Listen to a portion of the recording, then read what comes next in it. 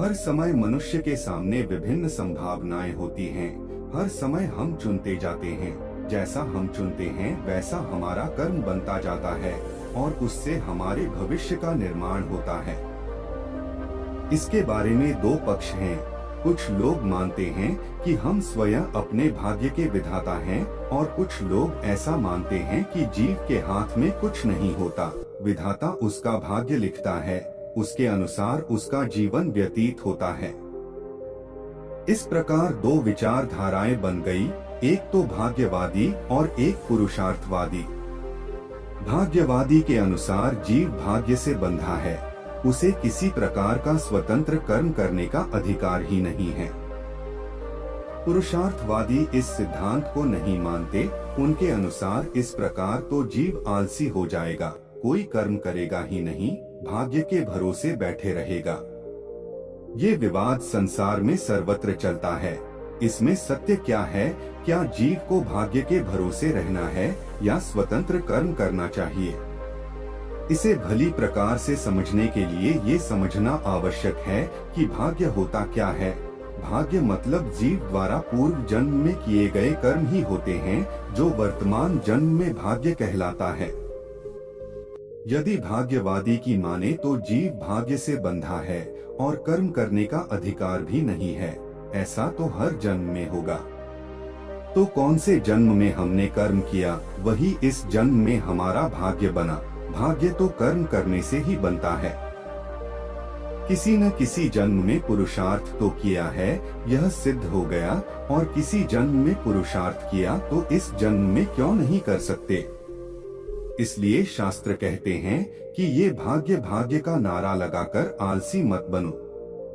84 लाख योनियों में मानव शरीर ही एकमात्र शरीर है जिसमें पुरुषार्थ कर सकते हैं। स्वतंत्र कर्म करने का अधिकार प्राप्त है। फिर तो जैसा भाग्य बनाना चाहे मनुष्य बना ले। पुण्य करेगा स्वर्ग जाएगा, पाप करेगा नरक जाएगा, और पाप पुण्य मिश्रित करेगा तो मृत्यु लोक में आना पड़ेगा।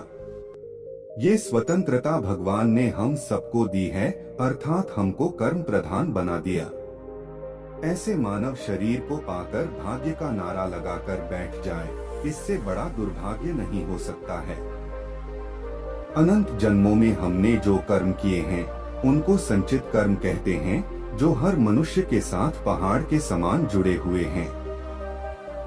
भगवान जब हमको संसार में भेजते हैं तब इन संचित कर्म में से एक भाग इस जन्म में जोड़ देते हैं। जो जीव को इस जन्म में भोगना पड़ता है वह प्रारब्ध कहलाता है, जो जीव को जन्म पर मिल जाता है। प्रारब्ध निश्चित होता है, जिसको बदल नहीं सकते हैं। वर्तमान में सदा कर्म करने की स्वतंत्रता रहती है, जिसे क्रियमान कर्म कहते हैं।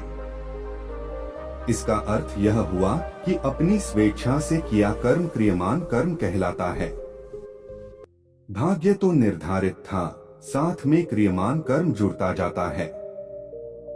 उदाहरण से समझें, जैसे किसी के भाग्य में लिखा था कि उसकी लॉटरी खुलेगी और वह करोड़पति बन जाएगा, और वह बना भी। लेकिन उसके बाद वह व्यक्ति चाहे तो 1 करोड़ रुपए का सदुपयोग करके 20 करोड़ बना ले, या भगवत क्षेत्र में दान करें, या बुरी संगत में पड़कर गवा दे। यह उसका क्रियमान कर्म कहलाएगा, जिसको करने में वह स्वतंत्र है। इस प्रकार 3 प्रकार के कर्म हो गए। नंबर 1 संचित कर्म, नंबर 2 प्रारब्ध और नंबर 3 क्रियमान कर्म। क्रियमान कर्म सबसे अधिक महत्वपूर्ण है। हमारे शास्त्र कहते हैं कि क्रियमान को सुधारो, प्रारब्ध की चिंता मत करो, वो तो आता जाता रहेगा। जैसे साइकिल चलाते वक्त सामने पहाड़ी आ जाए तो अधिक परिश्रम कर साइकिल चलाना होगा, किंतु चढ़ाई सदा नहीं रहती।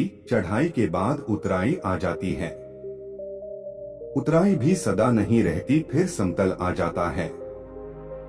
उसी प्रकार जीवन में कभी कठिन प्रारब्ध आ जाता है, तब जीवन कठिन हो जाता है। तब मनुष्य को वहां रुकना नहीं है, वरन और अधिक परिश्रम करना है। चढ़ाई के बाद उतराई आना ही है और जीवन सरल हो जाता है, यानी अब अच्छा भाग्य आ गया।